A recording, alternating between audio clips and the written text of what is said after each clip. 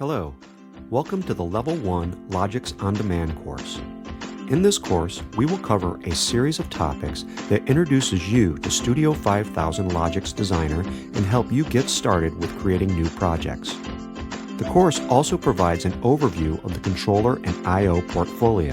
The course is laid out in such a way so you can easily come back and revisit any topic. The course will teach you key topics and definitions used during project creation on the Studio 5000 Logics Designer platform. You will be able to view demonstration videos to deepen your knowledge and understanding of each topic.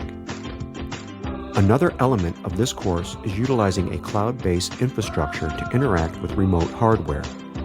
We will provide you with lab manuals to guide you with creating Studio 5000 Logics Designer projects. Your knowledge will be tested after the completion of each topic to ensure that you have sufficient knowledge before proceeding to the next topic. Finally, to complete the course, you will have to pass the final assessment by achieving a score of 75% or greater. I hope you enjoy the course.